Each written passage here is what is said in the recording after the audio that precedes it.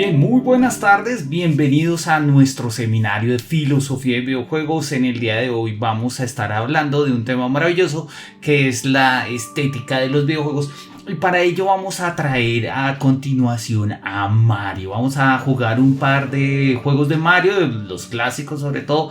Mario 3, Mario 1, Super Mario World. Vamos a pasar por Odyssey, vamos a pasar por otros.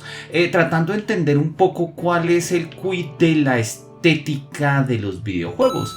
Quiero que empecemos. Vamos a checar un poquito la cámara para que no tape la pantalla. Y quiero que miremos rápidamente un poco la manera en la que se nos presenta un juego como Super Mario Bros. 3. Pantalla de inicio, de hecho vale la pena que nosotros lo miremos desde el comienzo. Se levanta el telón, tenemos un suelo ajedrezado, diseñado en términos de ajedrez. Caen una serie de cosas, pero todo está ambientado en términos de un telón. Claramente podríamos considerar que es una especie de obra de teatro, ¿no? Ahí entre Luigi y demás. Esto va a tener cierta importancia en la medida en que nosotros pues vamos pasando algunos digamos episodios del juego, pero de entrada el juego se presenta como una obra de teatro que, como todos los juegos de Mario, va a tener 8 mundos, dentro de los cuales pues tendremos que rescatar respectivamente a 8 reyes, 7 reyes y la princesa al final.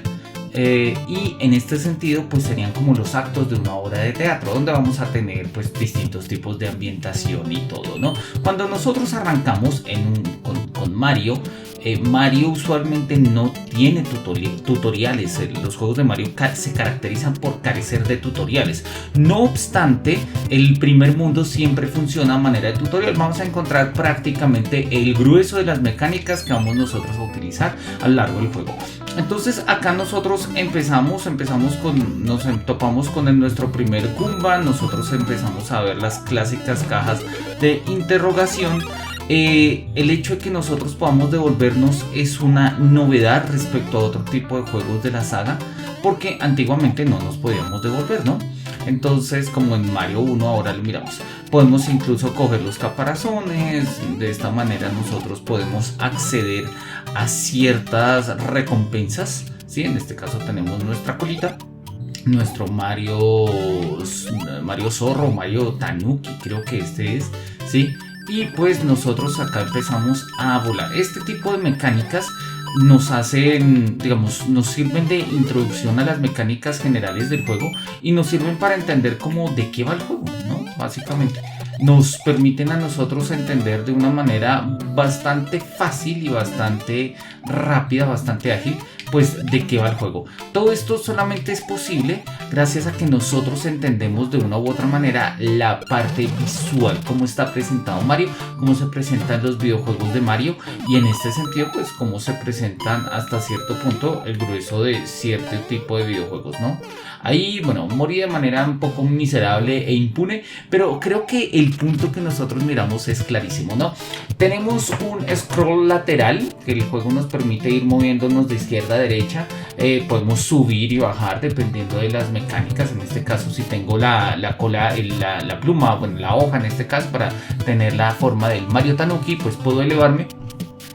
Y pues en ciertos momentos voy desarrollando otro tipo de habilidades. Puedo con una flor, puedo con una flauta. Acá tiene un traje raro que me parece maravilloso, etcétera, etcétera, etcétera, ¿no? Tiene incluso un traje en los últimos niveles de los Hammer Bros. Entonces puedes lanzar también martillos como ese que nosotros estamos viendo ahí. Y el juego se nos presenta de una manera clásica. Nosotros digamos, Mario lo podemos reconocer como uno de los juegos clásicos de la primera NES. No obstante, vamos a repasar el primer Mario. Vamos a mirar rápidamente cuáles son estas pequeñas diferencias estéticas, y a partir de ello pues vamos a mirar el capítulo del libro que pues vamos a leer para hoy, que es el capítulo de la estética de los videojuegos. Este primer mundo 1.1, ¿sí? Funciona de la misma manera. De hecho, nosotros vemos que tiene unas ciertas similitudes, las 4 interrogaciones, el Goomba en la entrada. La diferencia es que nosotros pues no podemos regresarnos, no podemos devolver la pantalla una vez hemos avanzado. Y pues ese scroll lateral no reversible pues va a marcar parte de las características propias del juego, ¿no? Entonces pues si yo quisiera meterme por este tubo, por ejemplo, ya no puedo porque justamente perdí la oportunidad de hacerlo, se me fue. Bien, no pasa nada, la idea es que nosotros podemos seguir acá con el juego y en este sentido podemos ir reconociendo algunos aspectos fundamentales de lo que le ha dado la vida a Mario, ¿no? La estrella, los precipicios, los Goombas, los túneles, las interrogaciones y, como no podría ser de otra manera, pues su castillo, el castillo que está al final de cada mundo, en el cual nosotros pues vamos a encontrar pues digamos como un nexo con el siguiente mundo hasta que lleguemos al nivel 1-4 y ahí vamos a enfrentarnos a Bowser, ¿no? Vamos a enfrentarnos al Bowser de turno o a uno de los hijos de Bowser, dependiendo de los tipos de juego, ¿sí? Entonces, cuando nosotros estamos jugando este tipo de Mario, no solamente estamos jugando con no solamente estamos oprimiendo botones, moviendo píxeles, sino que de una u otra forma nuestra experiencia de juego está determinada por la experiencia de juego de quién es Mario. Mario nos ha acompañado por más de 35 años, de hecho hace poco se celebraron los 35 años de Mario Bros. Lanzaron una edición especial de un juego, de los juegos en 3D que habían salido para la para la Wii, ¿sí? La Wii U. Y pues en este caso eran los Mario Bros 3D All Stars, creo que se llamaba, algo por el estilo. Y la idea de estos juegos pues era justamente celebrar el paso de Mario por nuestras vidas, ¿no? Mario es un referente, ha sido un referente importantísimo, ¿sí? Fue parte de los Olímpicos cuando se llevaron a cabo en Japón, justamente como, pues, digamos, como mascota en la recepción de los Olímpicos. Ahí estaba Mario, también creo que había aparecido Pikachu, y pues nosotros podemos reconocer acá toda una estética. ¿Qué es lo que nosotros entendemos por una estética?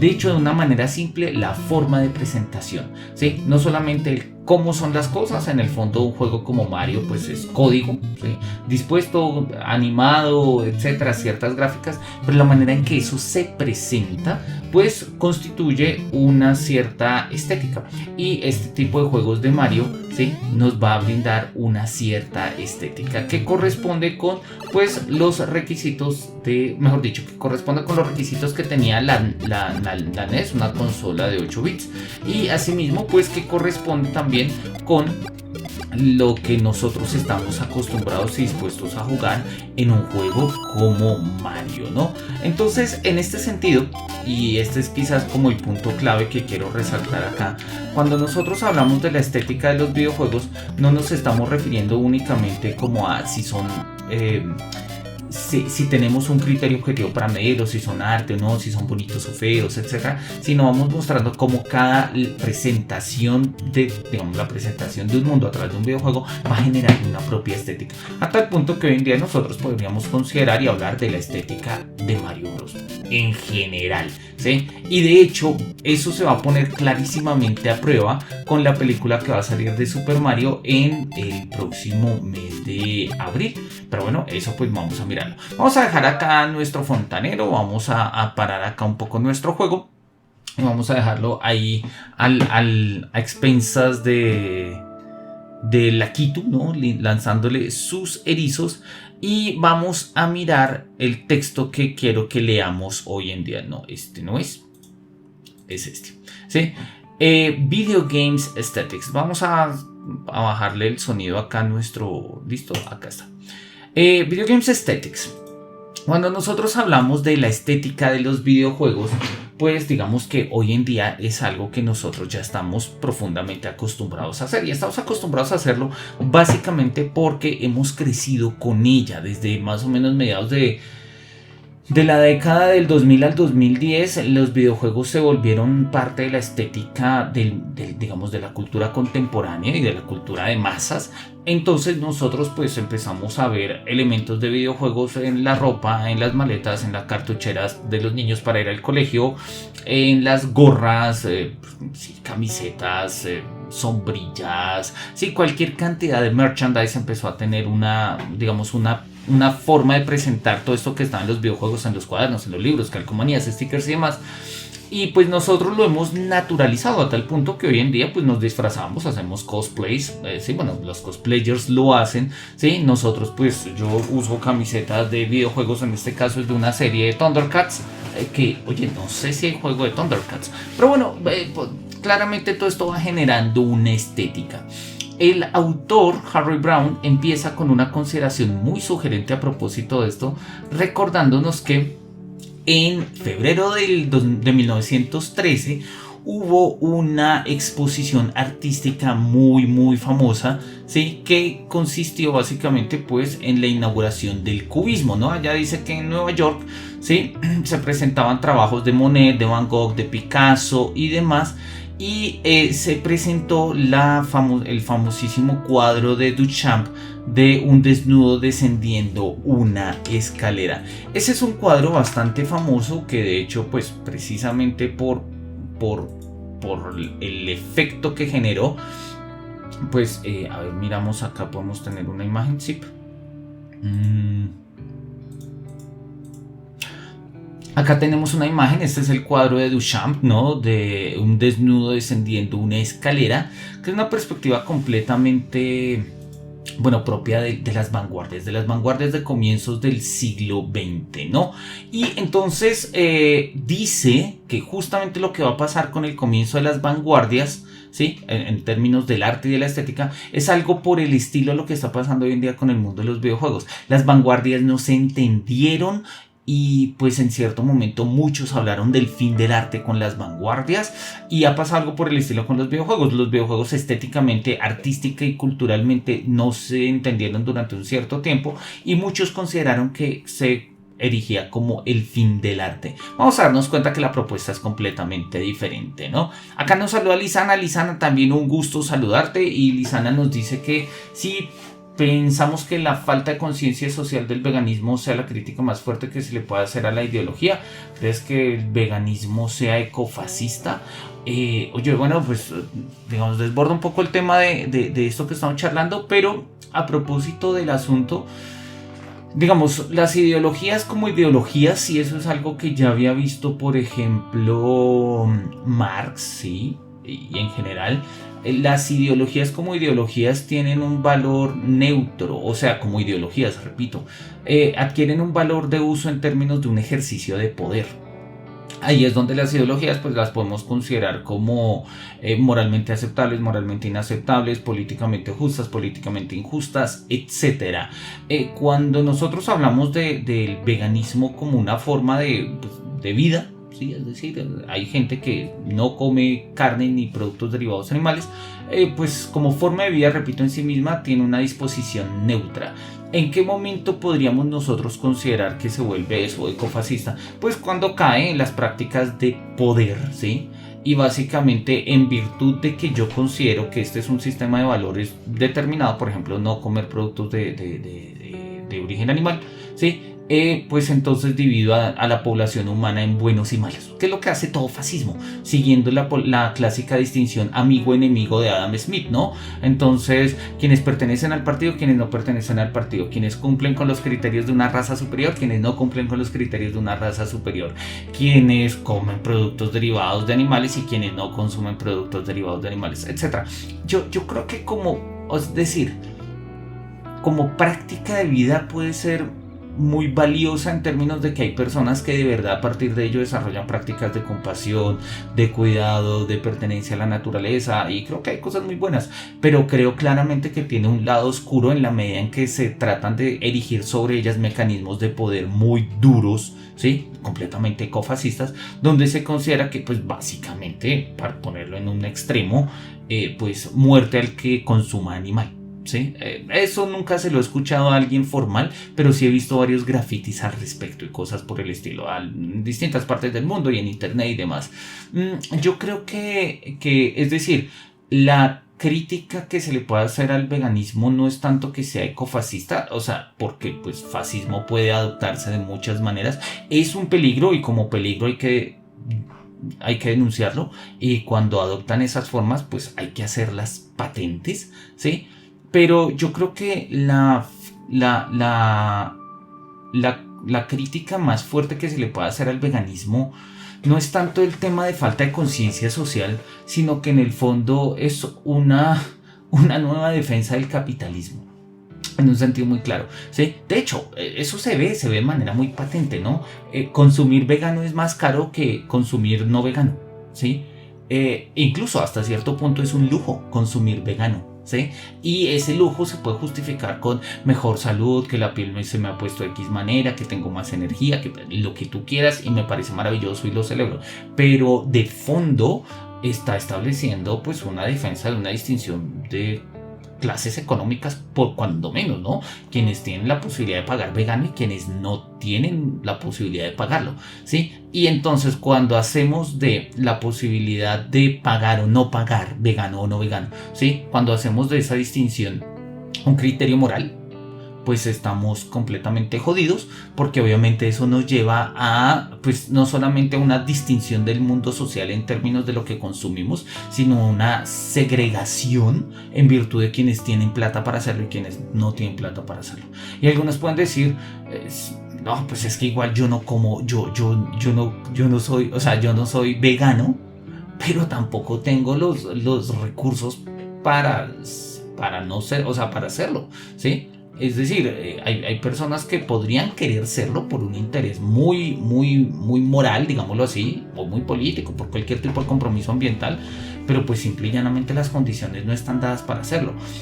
Pongamos un ejemplo manteniendo las distancias. Ahorita que estamos en Cuaresma, hace muchísimos años, siglos de hecho, la iglesia establecía que como un acto de humildad, los días viernes no se comiera carne y en vez de carne se comiera pescado. ¿Por qué? Porque el pescado era una comida de gente menos pudiente en contextos medievales, incluso de la primera modernidad. ¿Por qué? Pues porque el pescado, ríos habían por todas partes, en cambio criar ganado era difícil, era costoso, no habían terrenos y demás. Hoy en día, siglo XXI, por lo menos en la ciudad donde yo vivo, en Bogotá, es muchísimo más barata la carne que el pescado.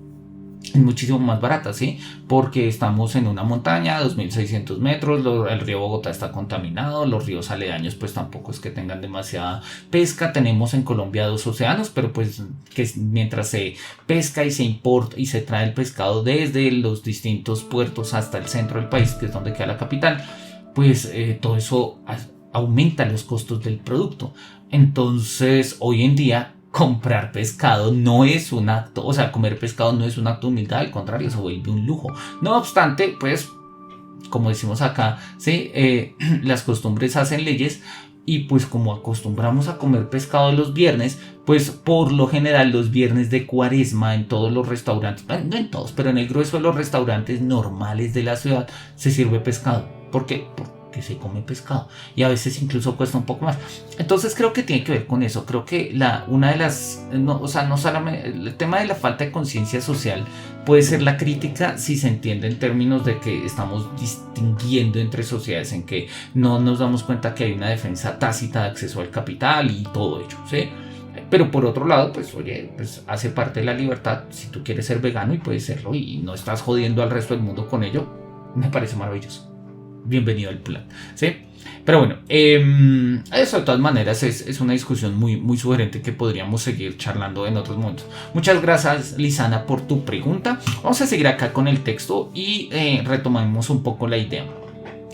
Nos dice que cuando se presentó en esta exposición se presentó, ¿sí? Este tipo de cuadros en torno pues al cubismo y demás. Virginia Woolf escribió que alrededor de diciembre de 1910, el carácter humano había cambiado. Algo pasó, y pues lo que pasó fue, digamos, un reconocimiento de las vanguardias. Y como la manera en que éstas están transformando el mundo humano. Eso ha pasado con el videojuego. Una forma muy clásica, de hecho la habíamos visto en las primeras sesiones del seminario, no de este libro, sino el primer libro que vimos, El bosque de una metafísica del videojuego, ahí se establecía claramente la idea de que el videojuego podía ser la Gesamtkunstwerk, ¿no? La obra de arte total, porque pues los videojuegos tienen todo, ¿no? Y él dice, bueno, hay quienes consideran que el videojuego tiene vocación de obra de arte porque tiene todo lo que tienen las otras obras de arte, ¿no?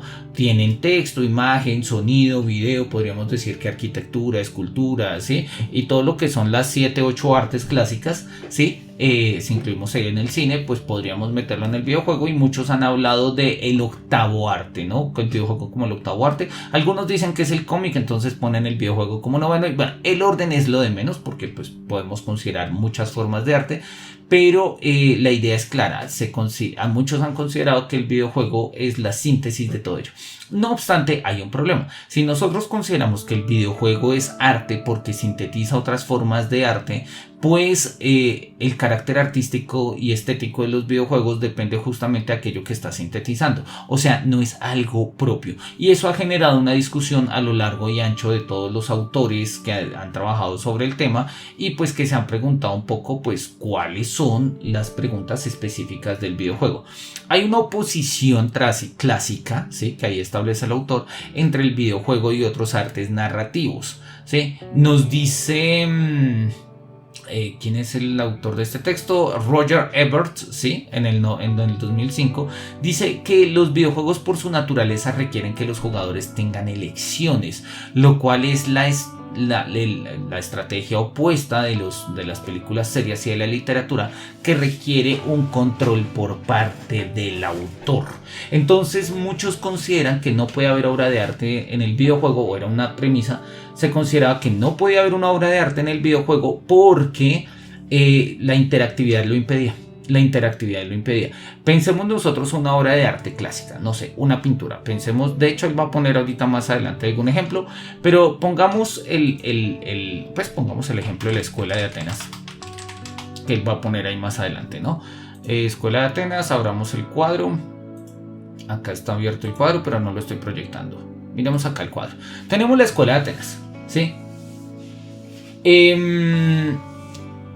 Cuando nosotros miramos la Escuela de Atenas, tenemos, pues digamos de manera muy clara y patente, una obra de arte, una pintura, una perspectiva, un espacio tridimensional forzado con la perspectiva misma. Funciona como obra de arte, es maravillosa. Tenemos a un lado a Atena, por el otro lado a Apolo. Eso tiene una connotación importantísima en la comprensión renacentista de la filosofía y el rol de los dioses respecto al saber humano. Ahí nos aparecen una cantidad de personajes y autores, Platón y Aristóteles en la mitad, ¿sí? Vamos a ponerlo acá un poquito más grande, ¿sí?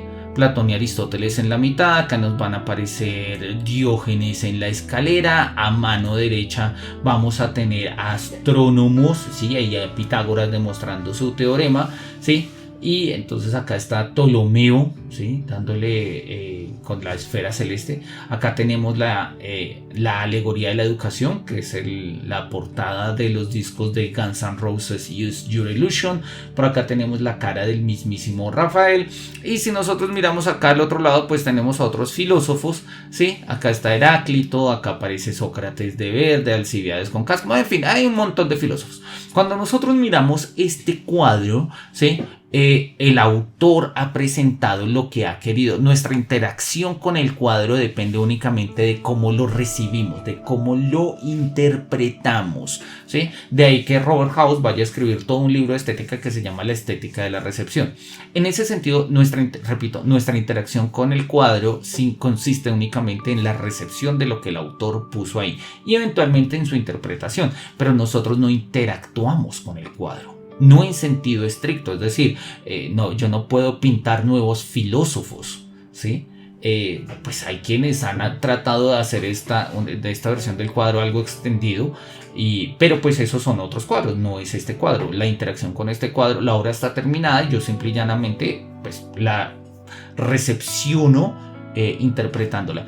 Y lo que va a decir el autor es que justamente ese es uno de los problemas cuando nosotros miramos la estética de los videojuegos. Los videojuegos requieren interacción, y como interactuamos con los juegos, ¿sí?, pues no podríamos considerar que son obras de arte, son otra cosa, ¿sí? Son otra cosa. Sobre ello, pues naturalmente hay una serie de discusiones, ¿no? El escritor y el director de cine Clive Barker, ¿sí?, digamos, como argumentado por otro lado, y ha dicho que el control mismo del juego tiene un valor estético, y eso es algo bello y es algo profundo y es algo valioso, ¿sí? Si nosotros recordamos juegos como Silent Hill 2, ¿sí? Miremos acá un tráiler de Silent Hill 2. Cuando nosotros jugamos Silent Hill 2, pues el juego clásico, no sé, nosotros nos damos cuenta que cuando jugamos, ¿sí? Miremos a ver si lo puedo poner acá, ¿sí? Cuando nosotros jugamos Silent Hill 2, ¿sí? Tenemos una dificultad con el control. El control no se mueve de la manera en la que nosotros quisiéramos. Y eso es sugerente y es interesante. Y no lo hace porque parte del juego quiere decir que perdemos el control. Estamos perdiendo el control de quiénes somos, de quién fue nuestra pareja, de nuestras culpas, de nuestros miedos y demás. Y obviamente la pérdida de control pues tiene unos efectos importantes tanto en la narrativa como en la estética propia del juego. Hay otros juegos que tienen que darnos un control perfecto, como por ejemplo Mario, ¿sí? Para poder calcular el salto, los movimientos, los giros y todo ese tipo de cosas. Entonces ahí es cuando nosotros hablamos que pues claramente podemos poner ese ejemplo. Acá no, acabo de ver el mensaje de Sofía, no lo había visto, perdón, creo que ya había aparecido hace un par de minutos. Gracias por el saludo, Sofía. Sofía nos dice que hablando del marxismo, ¿qué opinas sobre la idea del gran hombre? ¿Crees que la ideología Juche podía repetir lo que hizo el Pol Pot? Oye, estoy un poco descontextualizado, no sé cuál es la ideología Juche. No sé, ahí sí me corchas un poco, no sé, tendríamos que mirarlo. Ideología Juche, Pol Pot. Bueno, pero si nos cuentas quizás pueda ser como una forma. El Pol Pot creo que hasta donde recuerdo es un estado maoísta, ¿no? Pero no sé, no reconozco muy bien lo que es la ideología Juche. Pues ahí sí me sobrepasa un poco la pregunta, pero pues nada, si nos la aclaras un poquito, con mucho gusto lo charlamos y lo revisamos.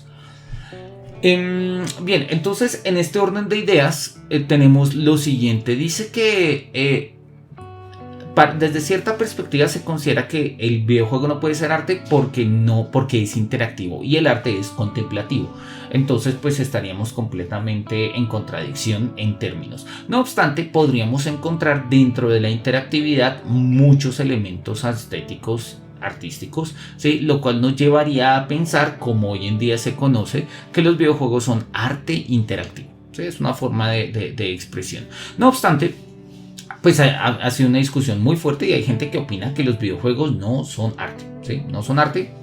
Y pues digamos que cada vez menos, repito, esto es un libro del 2008,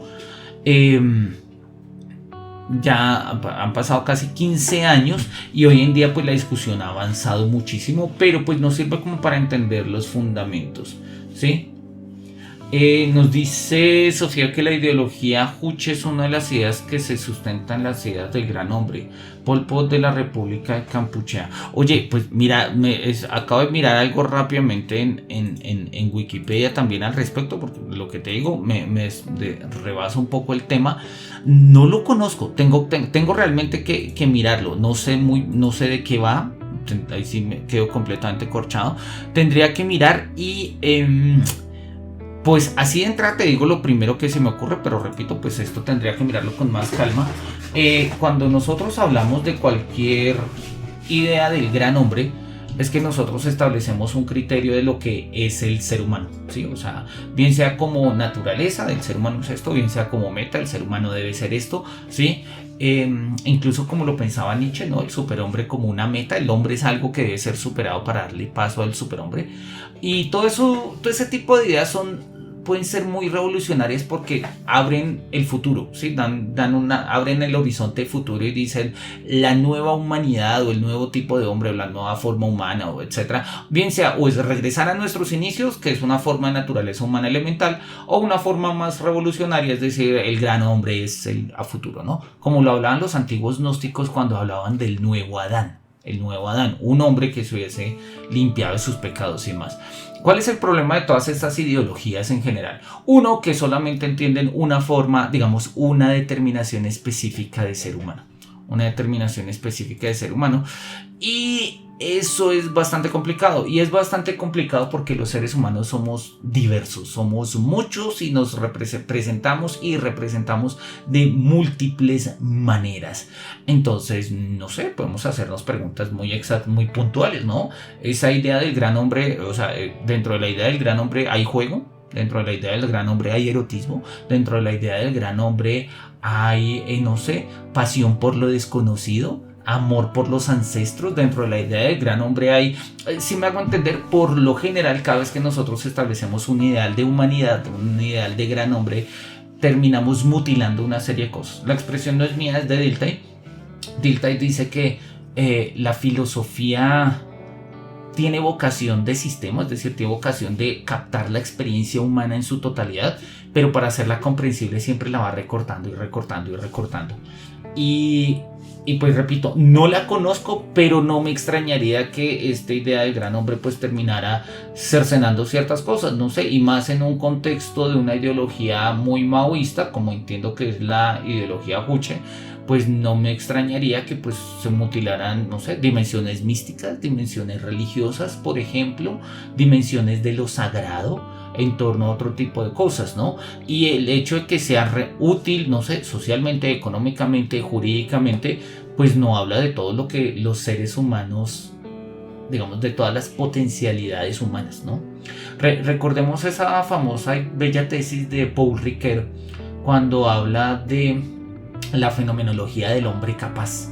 Y él dice, tratar de entender lo que es el ser humano es difícil en términos de una naturaleza. El ser humano es lenguaje, o es racional, o es social, sí, todo eso, pero quizás a la base y desde una perspectiva muy existencial, claro que sí. Paul Ricoeur dice, el ser humano es un ser capaz, hace cosas, es capaz de hacer cosas. Más adelante lo va a completar con un segundo apartado y él dice sí, pero no solamente es un ser capaz, es un ser falible. Entonces establece pues justamente la falibilidad como una de las capacidades humanas. O sea, tenemos capacidades de fracasar, como decimos acá en Colombia, de cagarla. Sí, sin remedio, la pifiamos, como dicen también por ahí. Los ideales de hombre usualmente no la pifian, los ideales de hombre usualmente no la cagan. Los santos del cristianismo no la cagan, no la embarran, ¿no? El sabio estoico no se equivoca, ¿sí? El sabio epicúreo no se pifia, ¿sí? Y creo yo, repito, sin conocerlo, pero por mera denominación, que la idea del gran hombre pues tampoco. Pero los seres humanos sí. Entonces, ¿qué significa? Pues que en nombre de una idea sacrificamos a los seres humanos. Y pues esa es la forma más brutal de perder nuestra propia humanidad, tratar de volvernos una idea, ¿no? Es como un poco lo que tengo que decir. Me dejas la tarea de averiguar qué es esto de la ideología Juche y pues qué fue un poco todo lo del Pol Pot. Repito, sé que es una formulación, bueno, tú lo dices ahí, de la República de Kampuchea, pero bueno, tengo que revisarlo, no soy muy experto en estos temas. Pero gracias, Sofía, por tu intervención, muy interesante. Bien, volvamos de nuevo al texto. Tenemos acá la pregunta clave, ¿sí? Dice, miremoslo de una perspectiva, si se quiere, incluso simplificada, ¿sí? De alguna manera, sí, pues se ha perdido algo en el argumento, ¿sí? Hay dos teorías opuestas en el arte que están en desacuerdo en el valor fundamental de lo que es lo interactivo. Por un lado, los juegos, al igual que las novelas y las películas, ¿sí?, están contándonos historias, ¿no? Nos proveen una experiencia inmersiva y nos invitan a trascender el absolutismo de la realidad de nuestras vidas, como decía Blumenberg. Pero por otro lado, estos juegos nos permiten tomar el control de imágenes y eventos en la pantalla, invitándonos a interactuar y a comprometernos con este mundo imaginario. Y ahí también podríamos considerar que hay una dimensión estética en este tipo de compromiso. Entonces, la atención es clara. Clásicamente habíamos dicho, los videojuegos no son arte porque los videojuegos son interactivos y el arte es contemplativo. pero podríamos considerar que dentro de la interactividad hay dimensiones estéticas, lo cual nos permitiría volver a traer a los videojuegos a la discusión de si podemos vincularlos como arte o no. La idea de que los videojuegos son una forma de arte total porque mezcla todo lo anterior no funciona, porque la forma tradicional de arte que nosotros hemos entendido es arte en términos de interacción, de contemplación, ¿no? Entonces, en este sentido, pues un arte interactivo requerirá de otras categorías, ¿sí? Que podríamos traer claramente de la arquitectura clásica, de la escultura clásica, de la pintura, en fin, pero pues requiere no digamos, pensar el asunto, ¿sí? Y por ello, pues nosotros ponemos acá que este es un punto muy, muy valioso. Dice, los juegos de alguna manera, ¿sí?, parecen ser caóticos simplemente si insistimos en verlos, ¿sí?, en verlos como juegos, poemas, películas, novelas o sinfonías. Los videojuegos, al igual que el cubismo, requieren un ajuste básico en nuestra perspectiva crítica, ¿sí?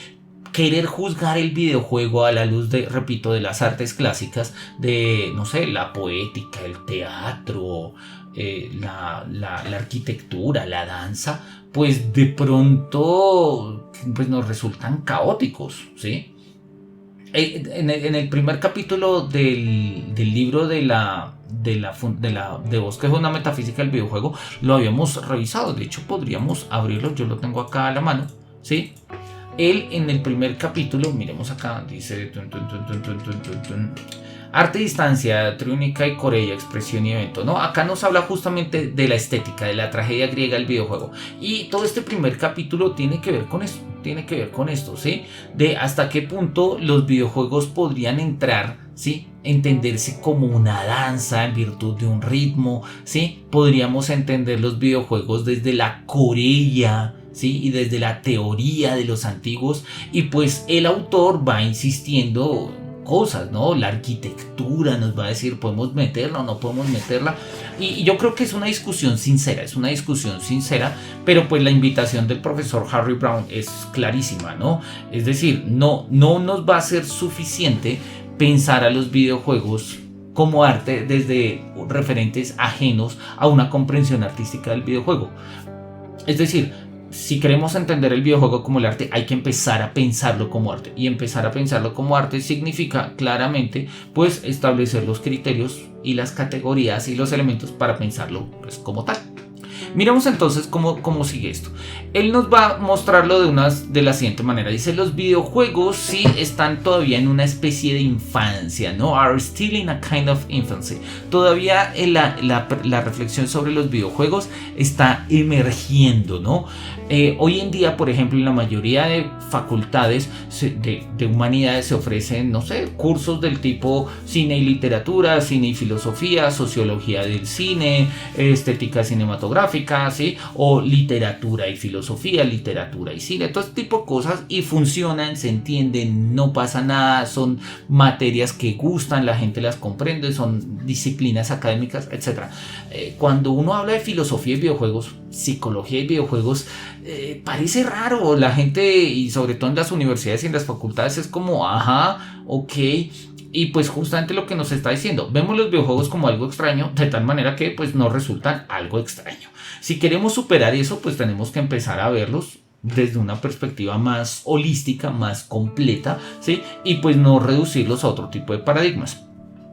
Entonces, en este sentido podríamos nosotros hacernos una serie de preguntas, ¿sí? Se hace acá preguntas de, bueno, si los videojuegos son arte, ¿cuáles son sus padres? ¿Sí? ¿Qué le deben los videojuegos a la pintura, a la escultura, a la arquitectura? En fin, todo eso no lo podemos hacer. Pero lo importante, ¿sí?, es como lo dice acá, y es que entender una nueva forma de arte tiene lugar naturalmente en el contexto de nuestro entendimiento, ¿sí?, de lo que son las formas tradicionales y de aquellas cosas que no son. Tradicionalmente no hemos visto la interacción como parte del arte. Hoy en día sí, y con los videojuegos empezamos a pensar otras cosas. Novelas gráficas, películas interactivas. Netflix ahorita tiene toda una sección de juegos animados o películas interactivas que nos permiten a nosotros pensar otra forma de lo que es la estética en términos de interacción. Las redes sociales han llevado la noción de la interacción, ¿sí?, digamos, a un nivel hiperbólico, y pues nosotros ahora tenemos que pensarnos justamente pues el valor estético de ello. Bueno, si nos interesa una perspectiva estética, claro que sí. Él va a dividir este capítulo en 3 apartados. En este primero nos va a hablar de algo muy elemental y nos va a lanzar la tesis clásica elemental, y es la siguiente, ¿no? El arte de los videojuegos no tiene que ver tanto con lo que los videojuegos nos presentan, sino que tiene que ver con lo que nosotros nos representamos del videojuego, la abstracción que somos capaces de hacerlo y con el movimiento propio en el juego, ¿sí? Un movimiento que se puede dar desde el movimiento de personajes, como lo vimos en Mario, o que se puede dar en el movimiento de la narrativa. Hay muchas formas de verlo, ¿no? Él pone varios ejemplos, obvio, repito, es un libro del 2008, entonces los ejemplos que pone, los más recientes van a ser de Xbox 360. Pero acá tenemos ejemplos como Oblivion, ¿no? Entonces nos dice, por ejemplo, mira que nos insiste acá a propósito de Oblivion, que la vida interna de los videojuegos, la manera en como ellos trabajan, está completamente vinculada con la vida interna del jugador, ¿sí? Y eso es a lo que digo, que el videojuego no se entiende como arte únicamente en términos de lo que nos presenta, sino de cómo nos lo representamos, ¿sí? Ahora, eso no es nuevo, eso ha funcionado siempre así, en el teatro es exactamente así. La tesis aristotélica de la catarsis tiene que ver con eso. No es lo que nos presenta, sino es la manera en la que yo me compagino con lo que es presentado en escena, ¿sí? Y a través de ello pues hago catarsis de emociones y todo eso. Pasa lo mismo en los videojuegos. Ver en los videojuegos, quizás antes era más difícil, hoy es mucho más fácil porque hay videojuegos que nos lo permiten de una manera muchísimo más patente y clara y distinta y demás, ¿sí? Pero ver en los videojuegos justamente una vinculación de nuestros mundos interiores, pues es algo relativamente nuevo, repito, de hace unos 10, 15 años más o menos, ¿no? Hoy en día hay personas que incluso hasta fundan su personalidad en personajes de videojuegos, ¿sí? O se definen a sí mismos como, no, es que yo soy alguien que soy experto en Miyazaki, entonces todo lo que sea un Dark Souls o cualquier Souls-like es mi personalidad, es mi vida, es mi mundo, es mi no sé qué. Bueno, sí, pues, oye, si quieres, ¿por qué no? Si te haces feliz, dale, ¿sí? Pero es un poco lo que nos está mostrando. Eso mismo había pasado con el teatro, eso mismo había pasado con el cine, eso mismo había pasado con la danza, eso mismo había pasado con el canto. Lo que pasa es que verlo con los videojuegos pues nos causa escozor, porque tradicionalmente no vemos los videojuegos como arte. Ya una comprensión artística de los videojuegos nos permite empezar a hacerlo, ¿no? Él pone ejemplos acá de qué tipo de cambios estéticos dentro de esta creación del mundo en Oblivion se dieron, y nos dice, mira, hay dos que son muy importantes. Uno, y es el movimiento de la abstracción al fotorrealismo, y dos, el movimiento de 2 dimensiones a 3 dimensiones. Y nos va a comparar el videojuego de Oblivion con el de Adventure. Adventure es un juego de Atari buenísimo. Cuando yo era muy chiquito lo jugaba, nunca lo pude terminar, y preparando esta sesión del seminario me dieron ganas de buscarlo y jugarlo. Vamos a mostrarlos. Sí, como son estos dos juegos. Bueno, pero miremos la comparativa y vamos al juego. Dice que el contraste entre Oblivion y Adventure muestra que la estética de los videojuegos están sujetas a la ley de Moore, ¿sí? Que presenta, pues, tal como fue presentada en la corporación Intel, y es que esta ley básicamente dice que a mayor desarrollo técnico, ¿sí?, mayor desarrollo visual, y en ese sentido pues mayor desarrollo narrativo, es decir, en últimas, a mayor desarrollo técnico, mayor potencial estético. Esa tesis puede ser cuestionable, sobre todo hoy en día, 15 años después de este texto, pero entendemos la premisa y miremos ambos juegos y miramos cómo funciona. ¿Listo? Entonces vamos a cerrar acá. Acá tenemos el Pol Pot, que lo tengo ahí de tarea. Vamos a mirar primero. Acá hay un texto, un video muy bonito, muy corto, 3 minutos. Lo recomiendo absolutamente. Vamos a copiarlo acá en el chat, ¿sí? Es un videojuego de Robinet que habla acerca del diseño del juego, ¿no? Y pues nos cuenta un poco cómo lo hicieron, cómo lo crearon. Es un videito corto, 3 minutos, funciona. Miremos este juego. Este juego, sí, tal como nosotros lo estamos viendo, es el juego que se llama Adventure. Adventure es un juego de Atari, Sí, es un juego pues, de Atari que salió, si mi memoria no me falla, en 1978, ¿sí? Donde básicamente nosotros somos, pues eso, ese pixel, tenemos que ir atravesando una serie de calabozos. Allá vemos a un murciélago que se ha llevado nuestra llave, tenemos que buscarlo. Ese calabozo que no se ve bien es como el equivalente a lo que sería un calabozo oscuro en nuestros juegos actuales. Y pues oye, el juego no es malo, de hecho el juego es bueno, ¿sí? No es del todo fácil, no es del todo fácil, uno se pierde rápidamente. Hoy en día en internet ya están los mapas del juego y demás, pero pues pensémoslo en contexto 1978, 79, 80, 85, etcétera, cuando lo jugamos. Pues esto era todo un reto y prácticamente había que redescubrirlo todo en cada partida, porque las revistas de videojuegos no eran muy comunes o no nos llegaban tanto a nosotros, por lo menos a los países sudamericanos, como Colombia. Y no, por otro lado, pues no había pues, ni internet ni otra forma de divulgación de este tipo de cosas, ¿no? Es un juego, vamos a adelantar un poquito, ¿sí? Como para, ahí llega, coge la llave blanca, abre entonces el castillo blanco, ¿sí? Ahí se lo come pues algún tipo de animalejo, pues, o dragón, no sé muy bien qué sea esto, ¿sí? Y ahí vamos viendo que el murciélago se nos va llevando cosas, ¿no? Entonces se nos llevó la llave, se había llevado como este paralelo que nosotros tendríamos, que es como una especie de puente, ¿sí? Etcétera, etcétera, etcétera. El juego es muy interesante. Vamos a mirar ahora Oblivion. Oblivion es un juego que salió, ¿sí? En el año de 2006 creo que salió Oblivion, tendría que revisarlo. Acá dice sí, claro, 2006 Oblivion, tal cual. Y pues bueno, miremos un par de escenas. Como nosotros miramos, es un juego de la saga de Elder Scrolls. Nosotros hemos jugado The Elder Scrolls 5, Skyrim, que pues no sé, cada vez que pueden lo vuelven a lanzar. Skyrim salió hace 10 años ya, en el 2013, y lo siguen lanzando. Es un juego muy bueno, ¿sí? Muy bello también. Y pues tiene pues, ventajas y aciertos en todos los contextos. Nosotros podríamos entender que este juego de Oblivion tiene su parecido al juego de Adventure de Atari, ¿sí? Nosotros tenemos que ir recogiendo llaves, encontrar castillos, abrirlos, vencer monstruos, digamos, deambular un poco por la espesura, evitar pues murciélagos, monstruos que aparecen por ahí que se llevan nuestras cosas y demás. Sí, y claramente como juego podríamos decir la premisa es más o menos similar, pero estéticamente en Oblivion tenemos una estética de los videojuegos completamente consolidada, mientras que en Adventure todavía está muy incipiente. Y no nos referimos únicamente al apartado técnico de pues que obviamente entre más píxeles pues se ve mejor. Tiene que ver con eso, pero lo que pasa es que hay madurez en el medio. ¿No? Entonces, bueno, acá seguimos con Oblivion. Vamos a dejar eso un poquito acá.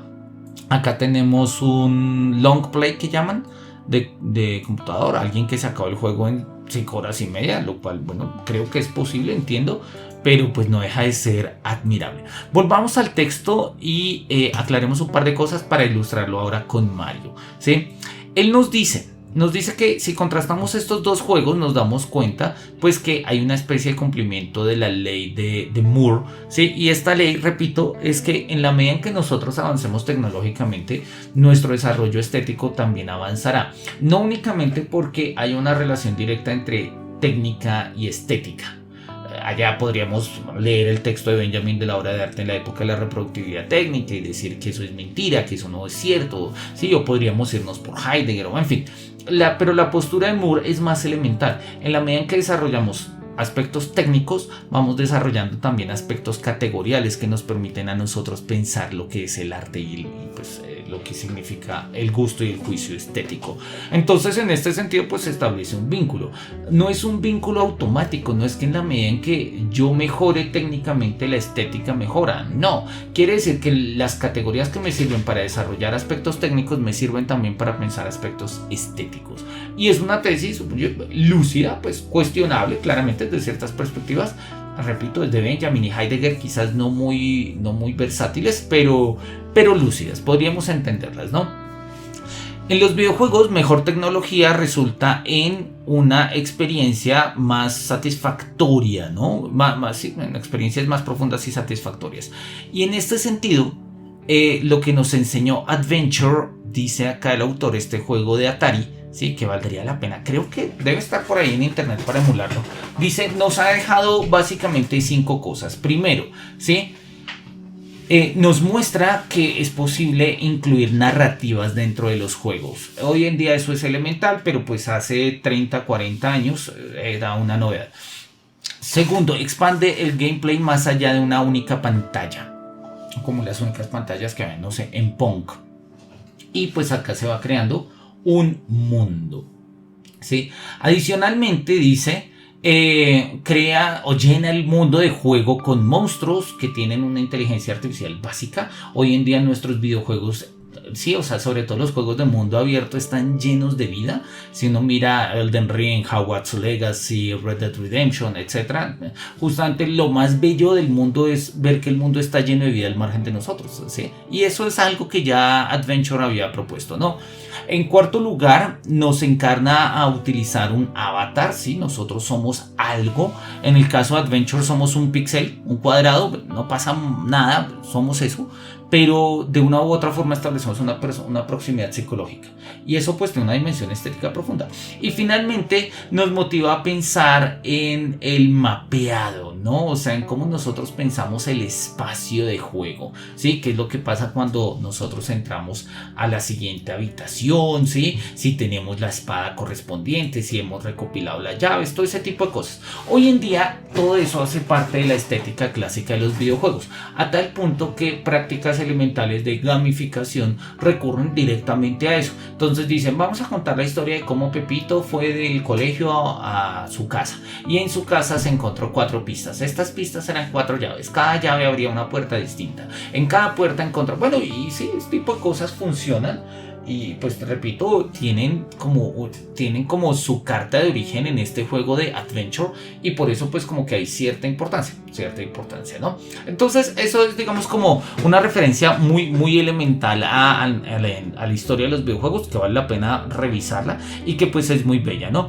Ahorita nosotros miramos un poco qué de Mario le debe el Mario 1 al 3, del 3 al Super Mario World, del otro así sucesivamente, y nos vamos a dar cuenta que en la medida en que va pasando el tiempo y vamos teniendo desarrollos tecnológicos más avanzados, ¿sí? Se van consolidando aspectos estéticos, y eso no quiere decir que sean mejores o peores, sino quiere decir que tenemos mayor comprensión de ciertos aspectos, ¿no? Mayor comprensión de ciertos aspectos.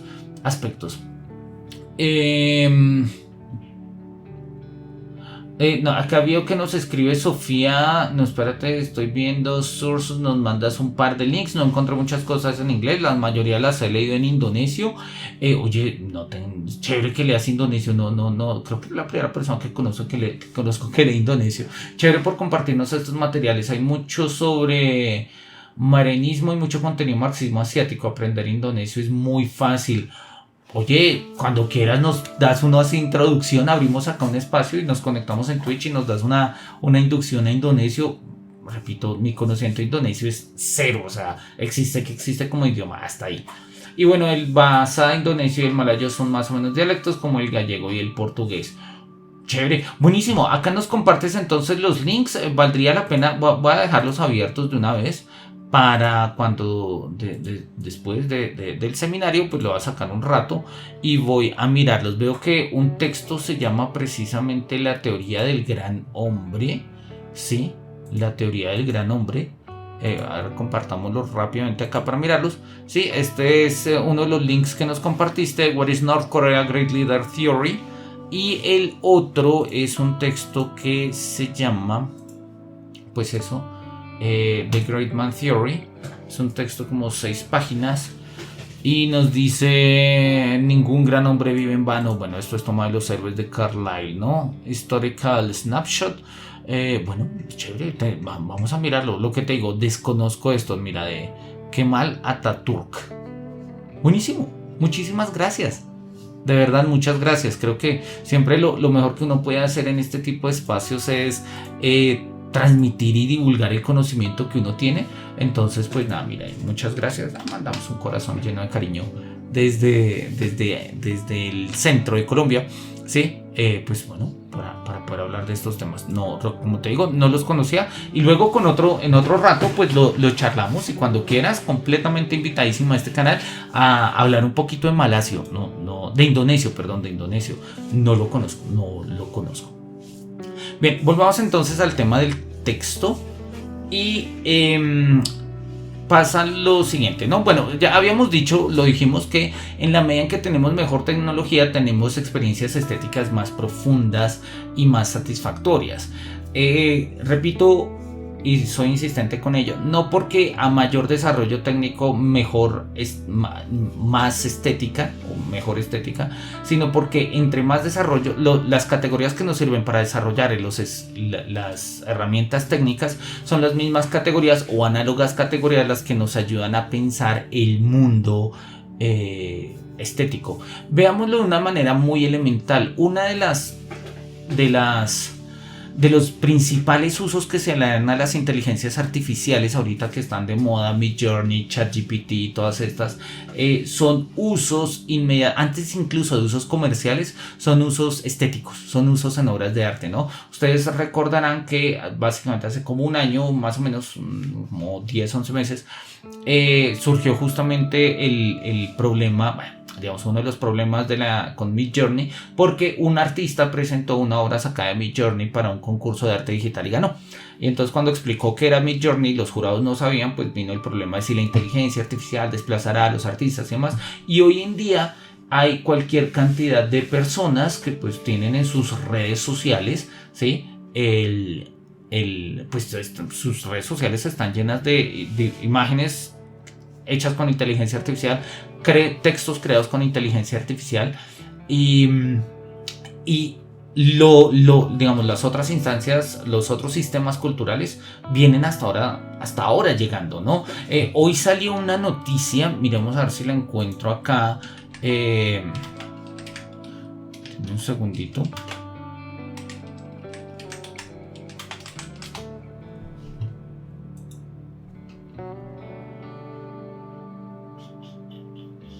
Esto salió...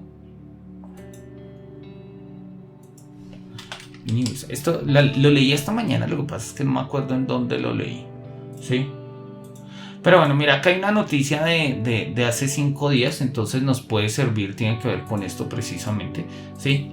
Y es justamente para mostrar cómo, mientras que el ámbito estético lleva ya un año dándole vueltas a la inteligencia artificial, por ejemplo, el ámbito jurídico apenas está llegando. Hubo un artista en Nueva York que había hecho un cómic con inteligencia artificial, las imágenes y los textos y demás, ¿sí?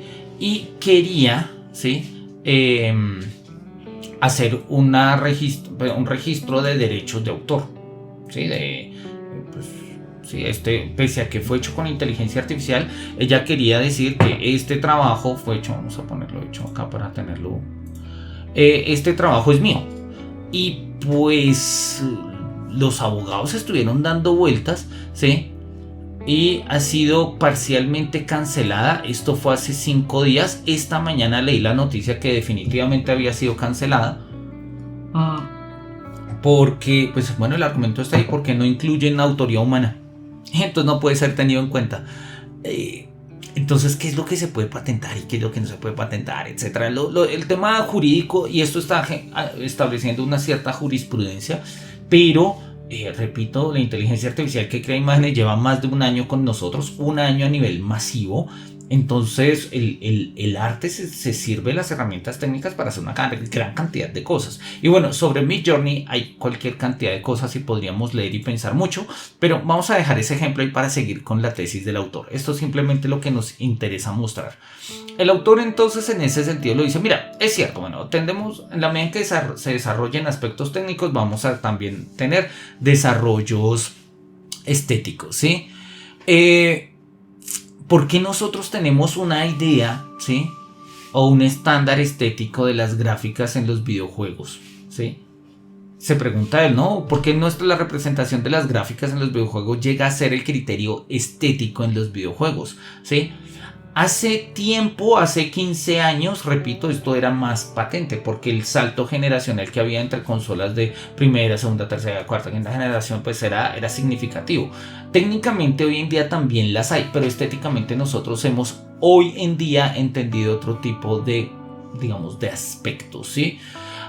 Todavía hoy por hoy se juzgan los juegos en virtud de qué tan mejoradas están las gráficas, ¿no? Y por ejemplo cuando sale, ahorita que salió el remake de, bueno, eso salió hace finales del año pasado, que salió el remake de The Last of Us 1, completamente hecho, no simplemente, no, o sea, lo hicieron prácticamente de cero, pues, o sea, tenían ya el juego, pero básicamente lo reconstruyeron para PlayStation 5. Y uno lo ve y pues sí, hay aspectos gráficos diferentes y interesantes, bellos, algunos no tantos, depende un poco de los gustos y demás, pero claramente gráficamente se ve mejor. La tecnología de PlayStation 5 es mejor que la de PlayStation 3, se entiende. Pero la pregunta es, bueno, ¿por qué pensamos que el criterio de estética está en los gráficos y no, por ejemplo, en otras cosas? Pongamos un ejemplo, ¿sí? Un ejemplo de no hace mucho. Cuando nosotros vemos un juego del tipo Celeste, ¿sí? No sé si hayan jugado Celeste. Celeste es un videojuego precioso. Hola a todos, Alex, habla, estamos en que Celeste. Salió en... a ver, compartámoslo acá. Cuando nosotros miramos un juego como Celeste, Celeste salió hace 5 o 6 años, creo que fue más o menos. Pongamos acá, ¿sí? Es un juego completamente pixel art, ¿sí? Está completamente ambientado en el contexto de pixel art, no tiene los mejores usos, digamos, visuales en términos de lo que nosotros esperaríamos, ¿sí? De un juego que haya salido en la segunda mitad de la década del 2010 al 2020, pero oye, es un juego precioso, es un juego simple y llanamente precioso, que tiene todo, ¿sí? La estética visual, digamos, conceptualmente digamos, la manera en que se ha pensado el diseño de niveles, la manera en que se organiza la música, el juego es precioso, es bellísimo, ¿sí? Y no tiene que ver con los gráficos. ¿Sí? O sea, no tiene que ver con la calidad de los gráficos de si son fotorrealistas o no fotorrealistas, pero eso es una victoria que se ha ganado justamente a mediados del siglo, bueno, a mediados de este siglo, ¿sí? Precisamente porque hemos logrado liberarnos un poco de la necesidad de tener videojuegos que sean profundamente hiperrealistas. Antes eso se valoraba como un valor en sí mismo, porque era difícil, porque las consolas no nos lo permitían, como lo habíamos visto en el Atari, ¿no? Porque lo que nos permitía era, pues eso, un cuadrado, eso éramos nosotros, un píxel, ¿sí? Entonces ya hoy sabemos que, pues, juegos como, o sea, hay juegos como, no sé, Red Dead Redemption, los Assassin's Creed, juegos como L.A. Noire y demás, que tienen una reconstrucción muchísimo más verosímil de expresiones humanas y demás.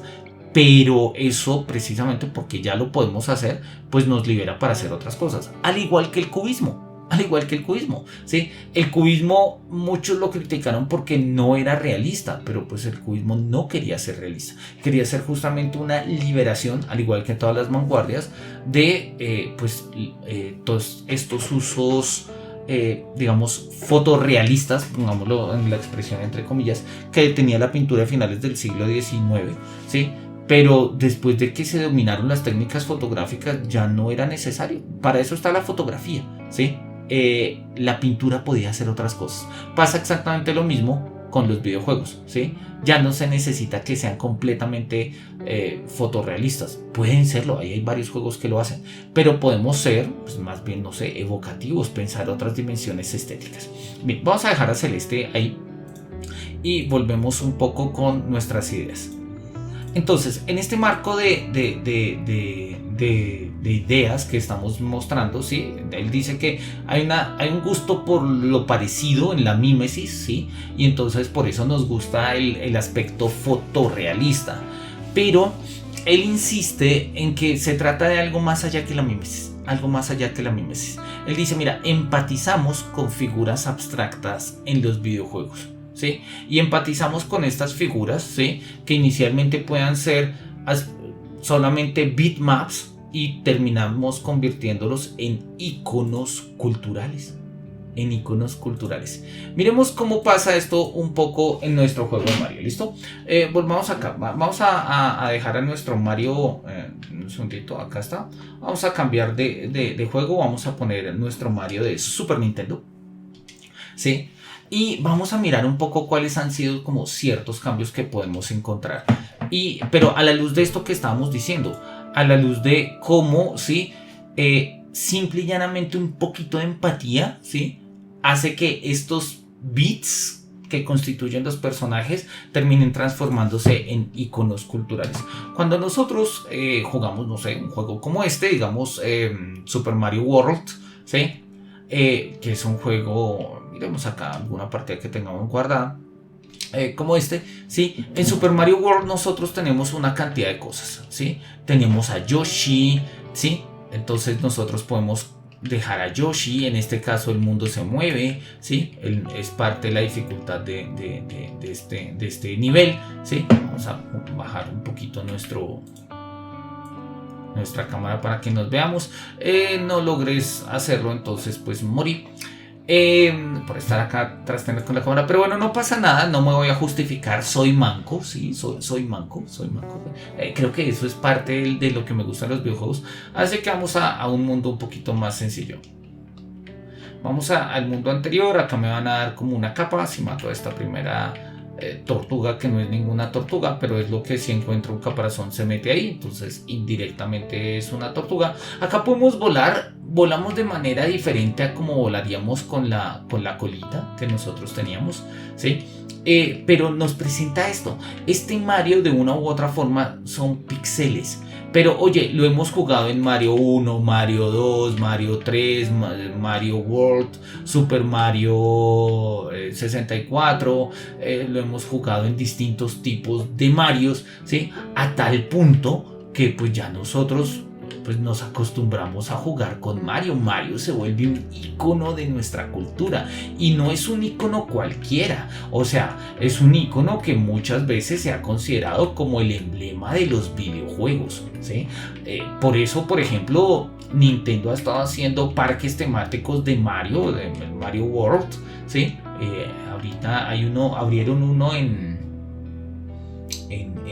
creo que fue en California, pues el que está abierto ya en Japón, sí, y creo que están abriendo otro en Europa, porque pues se vuelven justamente eso, se vuelven íconos culturales, y estos íconos culturales operan claramente desde una perspectiva de creación estética, ¿sí? O sea, esto no es simplemente no es una cuestión moral, no es que ay, Mario es un superhéroe maravilloso, quiero hacerlo un referente moral. No, Mario es, a veces hasta puede ser malo, ¿no? Si uno se pone a mirar con ojos críticos y analíticos juegos como Mario Party, en los distintos juegos, hay juegos turbios. Uno dice, yo no quisiera ser amigo de alguien que me ponga a jugar esas cosas, ¿no? Pero bueno, ahí está Mario, ¿sí? Mario no tiene que ver con, repito, no es un icono moral, no es un icono religioso, no es un icono jurídico, es un icono estético. Muestra y encarna la estética del mundo de los videojuegos. El mundo de los videojuegos es más que Mario, claro que sí, pero Mario se vuelve su icono cultural. Ahí nos pregunta Brad Starley, dice, ¿eres fronted o backend? ¿Has pensado hacer un juego así con 3GAs o React 3 o web? No, mira, yo la verdad me gusta el tema del diseño de los videojuegos, pero soy completamente neófito en el asunto. El único juego que he creado así, muy elemental, fue con RPG Maker.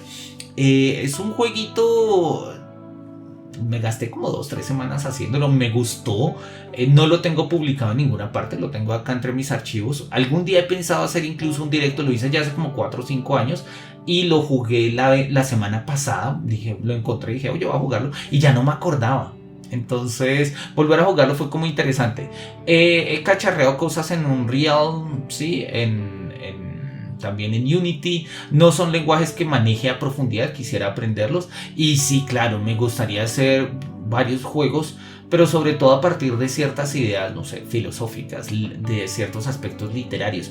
Alguna vez estuve trabajando con un grupo de amigos, ¿sí? bueno, conocidos que de internet, en hacer un juego para hacer un juego de... A ver si nos... Hacer un videojuego de El Caballero del León, el cuento de Chrétien de Troyes, ¿sí? Pero finalmente no salió, no funcionó, ¿no? Cuando Mario golpea a Yoshi y lo tira al vacío. Sí, eso es triste. Vamos a dejar ahí un poquito a Mario. Quiero saltar rápidamente a la última parte del texto que nos queda y mostrar otras escenas de Mario. Entonces vamos a dejar a Mario ahí. Listo, vamos a dejarlo ahí pendiente. Y miremos un poquito el texto.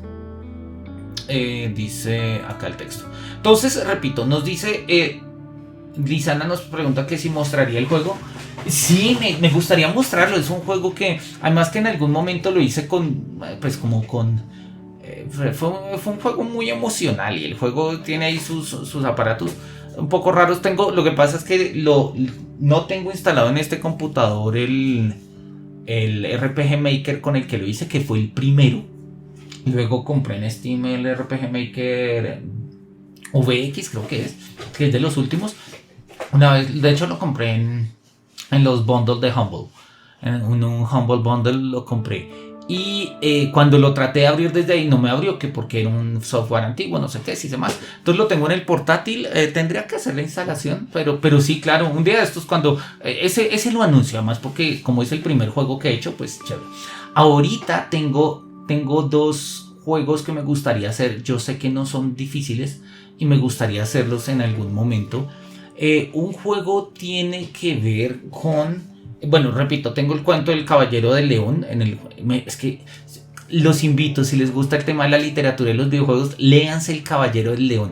Tiene el guión de un videojuego. O sea, El Caballero del León es un videojuego hecho novela en el siglo XIII. Pero todavía me sorprende que no haya un videojuego del Caballero del León. Es que... Además las mecánicas, o sea, tú eres un caballero, vences a un león, luego el león pelea contigo y en las peleas puedes pelear con el león o con él, o sea, las posibilidades mecánicas son maravillosas. Ese algún día me parecería genial. Otro es un juego que quiero como diseñar y es una especie como de walking simulator en las bibliotecas de un castillo. ¿Sí? Donde uno fuera encontrando como ciertos temas. Luego con tiempo les cuento como de qué va y por qué pienso que es divertido y cómo funcionaría. Pero bueno, pero sí, claro, yo creo que es importante y hoy en día, de hecho eso lo pongo acá más adelantico. Hoy en día el hecho de que nosotros podamos manejar este tipo de herramientas hacen que nosotros pensemos en términos de videojuegos. Antes diseñar un videojuego era dificilísimo. Hoy no es fácil, pero es muchísimo más asequible. Es muchísimo más asequible. Bien, bueno, acá él resume esta idea. Yo puse el ejemplo con Mario, él va a poner el ejemplo con otras cosas, pero es el mismo ejemplo. Dice, mira, nosotros con un poquito de empatía con Yoshi cuando la matamos, empatía con Mario cuando muere, empatía con la princesa que hay que rescatar, empatía con... Sí, nosotros podemos simple y llanamente con un acto de empatía transformar bitmaps en iconos culturales, ¿no? Ejemplo, Tetris, claramente, ¿sí? Y nosotros podríamos poner, pues, prácticamente hoy todos los juegos de la industria, ¿no? E incluso el anime. Bueno, el anime no son bitmaps en sentido estricto, pero podríamos entenderlo así, ¿no? Así que podríamos ponerlos de una manera muy clara la siguiente tesis. El arte de los videojuegos, en otras palabras, es un arte del movimiento, de la acción, no tanto de la imagen. O sea, el arte que nosotros vemos en los videojuegos, sí, hay videojuegos que tienen unas instantáneas preciosas y el modo foto nos permite a nosotros eso, hacer fotos, hacer instantáneas de los juegos porque pues simple y llanamente se han creado mundos preciosos, pero se juzgan bajo los criterios elementales de la fotografía. O sea, no elementales de que sean simples, sino los que están a la base para juzgar si una fotografía es buena. Composición, luminosidad, contraste, todo ese tipo de cosas.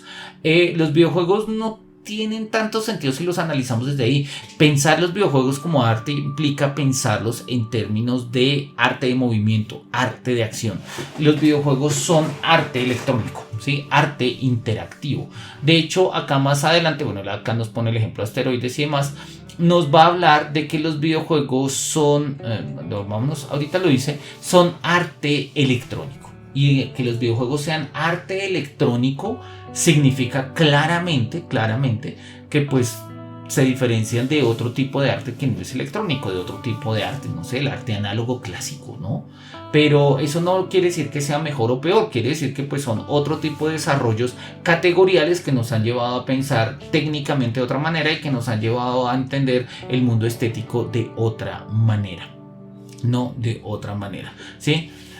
Algunos han pensado, sí, Paul especula que el fotorrealismo, una vez lo hayamos logrado, por ejemplo, sí, nos brindará a las plataformas la exploración de otros estilos visuales. Sí, eso pasa hoy, eso ha pasado con las inteligencias artificiales, Midjourney, ChatGPT, pero también ha pasado, como lo habíamos dicho, con juegos como Celeste y como otro tipo de juegos donde la industria ya ha alcanzado un nivel de fotorrealismo altísimo, el desarrollo de imágenes es muy alto, ¿sí? También es muy costoso hacerlo, pero se hace, ¿sí? Y al mismo tiempo pues muestra que no todo tiene que ser fotorrealista, entonces hay juegos cuya estética es, no sé, es estética pixel art, low poly, o bueno, no sé, hay muchos tipos de estéticas visuales, ¿sí? Y van cambiando y nos permiten a nosotros experimentar, o sea, diversificar el sentido de lo estético en el mundo de los videojuegos. Entonces ya el criterio de si tiene buenas o malas imágenes, ¿sí? O buenos o malos gráficos, no es el criterio estético por excelencia, como se entendía antes, sino más bien es un criterio, como lo habíamos dicho, de movimiento, de acción. Ahí es donde tendríamos que mirar un poco este tema, ¿no? Perspectiva, dimensión y presencia. Él pone un ejemplo muy elemental, dice, mira, si nosotros miramos un cuadro como la Escuela de Atenas, que lo habíamos visto hace un rato, ¿sí? Es básicamente, son planos, ¿sí? Tridimensionales, es una tridimensionalidad forzada porque es una pintura bidimensional, ¿sí? Pero la pintura como tal muestra una dimensión tridimensional, ¿sí? Y él dice que pues este es un espacio creado, digamos, él lo dice ahí como se ha forzado esta pared invisible, ¿no? Él dice, mientras que estas pinturas, ¿sí? Invitan o sí, bueno, muestran o sí, invitan a los espectadores a entrar, ¿sí? En sus mundos suntuosos con la ilusión del espacio tridimensional. Los videojuegos disuelven esta pared invisible y permiten al espectador entrar a estos espacios tridimensionales, a estos espacios simulados tridimensionales, ¿no? Entonces, la idea es que cuando nosotros, repito, entramos a un mundo, interactuamos con él, ¿sí? Entonces en el mundo de Mario pues eso, toco la interrogación, me sale un hongo, salto sobre el Goomba, me salen unos puntos, salto sobre una tortuga con alas o con una capa, me quedo con la pluma y me sale a mí una capa, etcétera. Entonces en sentido estricto, ¿sí?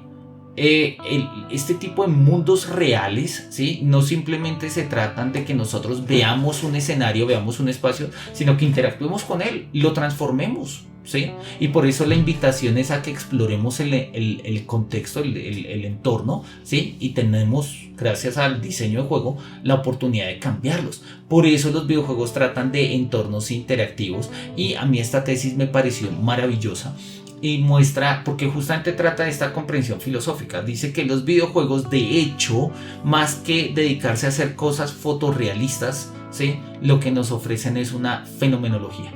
Y una fenomenología en el sentido más clásico y más husserliano del término, ¿no? O sea, es una apertura de sentidos del mundo, o es una apertura de un mundo de sentido, ¿sí?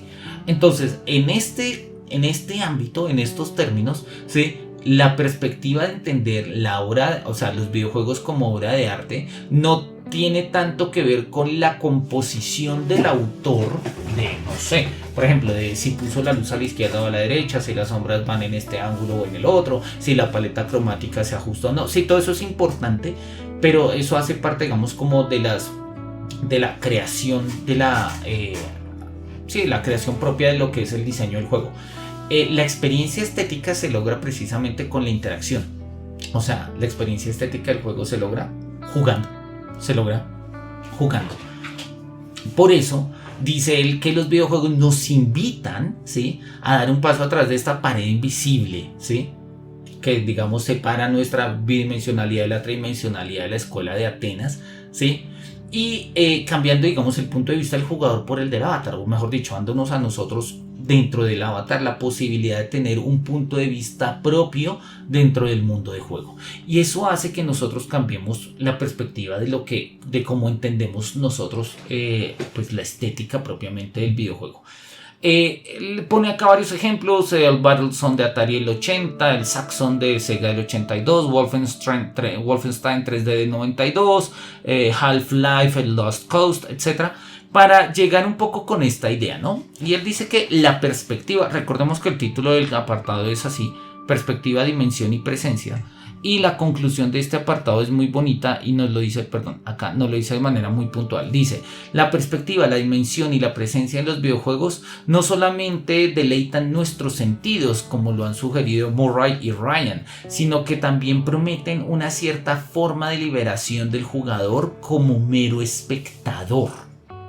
¿Sí? Ya nosotros no somos simplemente espectadores de la obra de arte. O sea, vamos a los museos vaticanos, vemos la escuela de Atenas, decimos wow, tomamos la foto, la subimos a Instagram, nos tomamos la selfie, etc. Sino que en este caso nosotros interactuamos en el mundo, somos liberados, ¿sí?, de la perspectiva de ser simples espectadores y podemos tener una dimensión de jugadores, o sea, sujetos interactivos, ¿sí?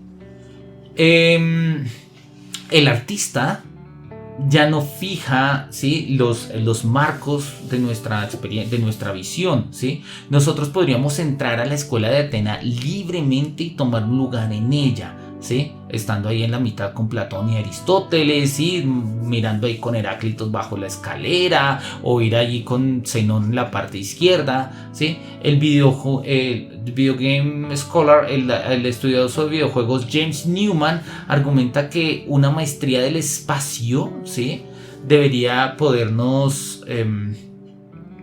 debería permitirnos entender los videojuegos como una forma de arte, ¿no? Bueno, by free movement, ¿sí? O sea, dominar el espacio a través del movimiento libre es como el feature que define, es la característica que definiría el arte de los videojuegos. O sea, básicamente la libertad en un mundo abierto, en principio, cuando no necesariamente, ¿no? Esto tiene varias ideas importantes y las voy a poner de manera muy patente. Bueno, primero, la escuela de Atenas me parece maravillosa. Yo soy diltaiano y Dilthey tiene un textico súper bello en el que él sueña que la escuela de Atenas cobra vida y él se mete a la escuela de Atenas, ¿no? Entonces esto es como, lo que él dice ahí es como el sueño de Dilthey vuelto videojuego, lo cual entonces obviamente hace que vibren en mí todas las fibras gamers y filosóficas, entonces me alegra. Pero más allá de eso, miremos el asunto.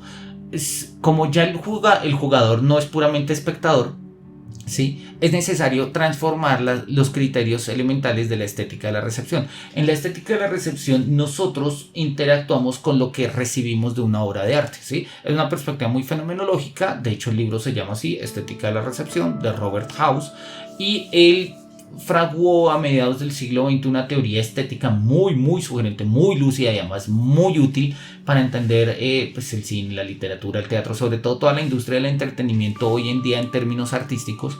Tienen su base en estos textos de Robert House sobre la estética de la recepción, pero en este caso tendríamos que hacerle un matiz, porque ya no estaríamos únicamente siendo espectadores de ellos, sino que estaríamos interactuando con ellos, ¿sí? Y eso hace que nosotros tengamos que pensarnos pues una relación del espacio en los videojuegos y cuál es nuestro rol en ese sentido. Por eso él lo va a poner en otros términos. Dice, mira, en otras palabras, ¿sí?, sentirse presente en los videojuegos debe sentirse como estar en casa en ellos. Estar en casa en ellos, ¿sí? La idea es que nosotros podamos habitar el espacio de los videojuegos, no solo morarlo. Heidegger, en su famosísimo texto Construir, Habitar, Pensar, distingue entre las nociones de habitar y de morar. Dice, morar es tener alojamiento, pero habitar es tener un vínculo, ¿sí? Es de una u otra forma entender el espacio como determinación propia de lo que soy. Digámoslo de una manera muy simple, es estar en casa. Estar en casa, habitar es estar en casa, morar es tener un alojamiento, ¿sí? Sobre eso se ha escrito chorros de tintas, son cosas maravillosas, pero el texto de Heidegger siempre vale la pena volver sobre ello. ¿Por qué? Y el argumento que él da ahí es muy bueno. Nosotros en el mundo contemporáneo cada vez estamos morando más espacios y habitando menos, ¿sí? Porque vamos de paso entre ciertos no lugares, como diría Marco Lleno. Entonces, en este sentido, pensar y entender que los videojuegos pueden ser formas de habitar, ¿sí? Pues redimensiona esta perspectiva. Y pone un ejemplo de Bachelard también, ¿sí? Gastón Bachelard también argumenta que, sí, bueno, Ryan a través de Gastón Bachelard argumenta que los mundos virtuales, ¿sí? En parte representan una conceptualización de espacio abierto como un hábitat muy agradable y cómodo, ¿no? Y él lo va a decir después, dice, mira, esta autora, ¿sí? Ryan, al igual que Jerkins, va a decir que nuestro mundo posmoderno, nomádico y alienado, ¿sí? Donde nada se siente como en casa, tiene su compensación en el sueño sedentario de una casa virtual. Entonces nosotros jugamos los Sims y pues nada, construimos nuestra casita. En Hogwarts Legacy ahorita salió una noticia en estos días, hay personas que se han gastado más de la mitad del tiempo de juego arreglando el salón de los menesteres, porque son espacios que puedes personalizar, los haces a tu manera, a tu gusto, pones lo que quieras, lo que vayas desbloqueando y entonces se vuelve un aliciente y es eso. Y sí, hoy en día pagar arriendos es caro, la renta, las administraciones, los impuestos, todo ese tipo de cosas, las platas no alcanzan, es decir, nuestro mundo nomádico y alienado, estos espacios posmodernos tan difíciles de habitar, pues encuentran una compensación en mundos virtuales. Y es una tesis muy bella que, a la luz de la filosofía de Marquardt, que es un filósofo que recomiendo, valdría la pena pensar. Marquardt tiene toda una teoría de la filosofía de la compensación. Bien, en últimas, ¿de qué va esto? Y él lo va a decir de una manera muy sencilla. Dice, mira, la estética de la interactividad es un arte del movimiento, ¿sí? Del fenómeno y de la experiencia directa, de la construcción espacial y de la revelación. Una manera o un camino de animar el arte con nuevas formas no familiares de vida. Del mismo tiempo, Ryan sugiere, ¿sí?, que nosotros nos metemos en este tipo de mundos fantásticos del videojuego para sentirnos en casa, para redescubrir algo familiar que el mundo moderno nos ha negado. Entonces, en este sentido, claramente, pues nosotros encontramos pues que estaríamos hablando no solamente de una estética de la recepción, sino una estética de la compensación. Y eso es clave. Y número 2, que pues el arte de los videojuegos tiene que ver con el arte de la interactividad, del movimiento y de la creación del espacio, ¿no? Él lo va a desarrollar acá de una manera muy elemental. Nos dice nuevamente esto, ya va a ser la 1:30, que entonces no me quiero demorar mucho más. Dice que los videojuegos los podemos entender como un ars electrónica y nos pone varios ejemplos, lo que pasa con Counter-Strike y lo que los modders, los que hacen los mods han hecho, sí, acá dicen los mods, ¿sí? Cuando lo volvieron Velvet Strike. Dice, mira, son formas en las que pues las personas habitan en este juego, ¿no? Habitan en estos juegos. Un juego, como juegos, ¿sí?, han tomado o have taken hold of the culture, ¿sí?, pues han adoptado, digamos, o han sostenido estos aspectos en la cultura y han adoptado que los videojuegos significan o reflejan la hiperrealidad del mundo moderno, borrando los límites entre la simulación y la experiencia. Y esto es una tesis importante porque claramente, y de hecho es una tesis que han manejado varios autores y nosotros la sostenemos acá en el canal de Filosofía y Videojuegos, jugar constituye una experiencia. Los videojuegos se entienden como una experiencia y no únicamente como una experiencia de juego, como una experiencia fenomenológica de sentido, ¿sí? Es decir, hay experiencias que por el hecho de que sean en juego, el contenido de su experiencia no es menor. Husserl y todos los fenomenólogos iniciales de la primera escuela fenomenológica en Marburgo hablan de las mismas líneas, ¿no? Entonces la experiencia mística, las personas esquizofrénicas, todo ese tipo de cosas, no importa cuál sea las condiciones de su experiencia, sus experiencias siempre son experiencias de sentidos. Y en ese sentido son experiencias valiosas. Por eso hablamos de que la fenomenología nos abría un espacio idóneo para pensar los mundos de juego e incluso de una perspectiva estética. Él pone acá algunos ejemplos como Okami, Pencil Wipe, ¿sí?, y demás, para cerrar en estas últimas 2 páginas que tiene acá, cerrando con la conclusión de lo que él dice, bueno, el problema de un criticismo de los videojuegos, ¿no? Y él dice que existe una atracción en la audiencia, sí, en nombre de la industria del entretenimiento, ¿sí?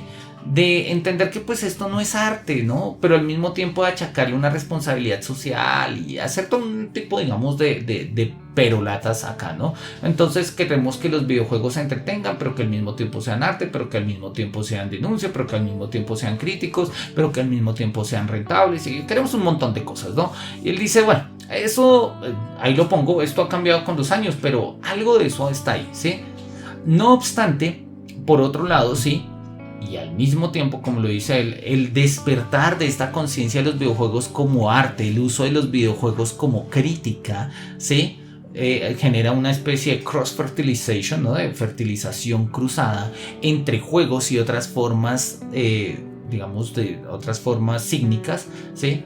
Que están saliendo constantemente de su infancia, ¿sí? Se están nutriendo y se están consolidando en el marco de los Games Studies, ¿sí? Entonces, antiguamente pues hacer un videojuego era hacer algo que se moviera en una pantalla. Hoy en día pues hay una cantidad de subdisciplinas en el ámbito del diseño de los videojuegos que son súper importantes y a partir de los cuales pues se están estableciendo eso, críticas sociales, políticas, jurídicas, morales y demás, ¿no? Aspectos como, no sé, el diseño de personajes, el modelado de texturas, el diseño de niveles, la narrativa, la creación de scripts, ¿sí? El diseño de mecánicas, todo eso que está ambientado a la industria de los videojuegos también va superando su infancia y va llegando a una mayoría de edad y pues empiezan a establecerse como diseño, digamos, como áreas propias en el diseño de los videojuegos, y en este sentido pues desarrollos categoriales en su propio crecimiento nos permiten a nosotros por un lado generar técnicas, pero por otro lado pensar esos aspectos estéticamente, ¿sí?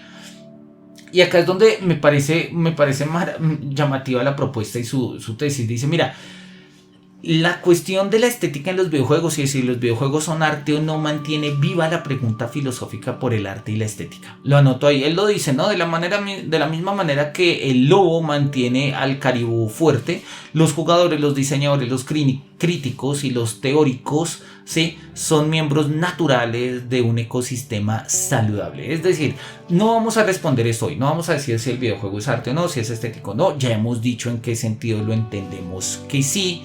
Pero lo importante de esto es que nos da que pensar, que seguimos pensando y le seguimos dando vueltas a eso, ¿no? Y eso resulta clave, Por ello, ¿sí? Esto se trata de un debate que enriquece el debate actual, nuestras comprensiones actuales. Dice, la historia cultural muestra que aquello que parece ser degenerado en primera instancia, a menudo contribuye a darle una nueva vitalidad a nuestra experiencia y a hacer una crítica de la cultura.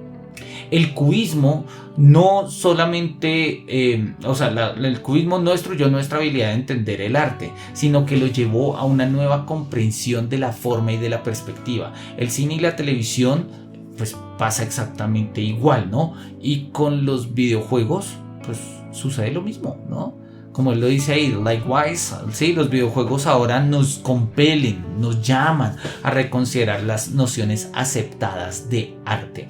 Entonces el debate queda abierto, pero no obstante el debate es muy sugerente. Quiero para terminar mostrar simple y llanamente otro juego de Mario para terminar acá como de mostrar un poco las premisas en las que estamos manejando. Vamos con Mario Odyssey. Vamos con Mario Odyssey. Vamos a ponerle acá el sonido de Mario. Listo. Cuando nosotros cambiamos, por ejemplo, y vemos la estética que hemos estado viendo en los 3 Marios, ¿sí? Cuando nosotros miramos, repito, la estética de Mario 1, Mario 3, Super Mario World, y ahora pasamos a a Mario Odyssey, Super Mario Odyssey, no me acuerdo cuál será la parte de guardar, pues, ¿sí? Cuando nosotros miramos acá Mario, nos damos cuenta de que hay otros cambios. Gráficamente se ve mejor, ¿sí? Pero pues de una u otra forma corresponde a lo mismo, corresponde exactamente a lo mismo, ¿no? Entonces nosotros tenemos acá un Mario, estamos en una zona, pese a ser un desierto, está helado, ¿sí? Eso corresponde un poco con lo que ha pasado en la historia del juego, habría que entenderlo un poco, pero me interesa acá la parte estética, ¿no? Nosotros tenemos un Mario tridimensional, ¿sí? Sospechosamente cabezón, pero pues es que Mario siempre ha sido cabezón. Tenemos ahí a Cappy, ¿sí? Que es nuestro sombrerito, ¿sí? Que si nosotros lo lanzamos, pues entonces él va y se mueve. Es una forma muy interesante de crear una mecánica de juego y aún así ir creando como una especie de icono y de relaciones, porque Mario en este mundo está solo, no está Yoshi, aparece una cantidad de personajes y de hecho si nosotros miramos acá nos van a aparecer unos personajes que quieren hablar con nosotros, entonces podemos hablar, a ver, nos acercamos y hablamos con ellos y pues nos van diciendo, no sé, que están en el desierto, tienen frío, tienen toda una iconografía mexicana, a veces hasta un tanto ridiculizante, pero oye, bueno, no vamos a poner acá los problemas.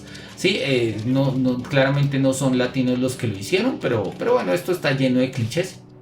Pero entendemos un poco de qué va el asunto, ¿sí? Nosotros podemos subir, esto es una mecánica que aparece en otros videojuegos de Mario, pero en la manera en la que nosotros acá subimos y la manera como nosotros interactuamos no se va consolidando.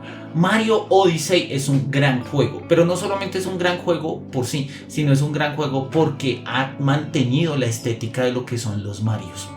Ha pasado algo por el estilo que genera una cantidad de inconvenientes y dificultades, por ejemplo con los Castlevania. Los primeros Castlevania generan una dimensión, digamos, muy típica de lo que es el juego de Castlevania, ¿no? Castlevania 1, 2, 3, los de Game Boy, etc. Pero cuando nosotros jugamos los últimos Castlevania, los Lords of Shadow, que son mundos abiertos, más o menos, ¿sí? En 3D, funcionan diferente, incluso la historia cambia y a mucha gente no le gustó.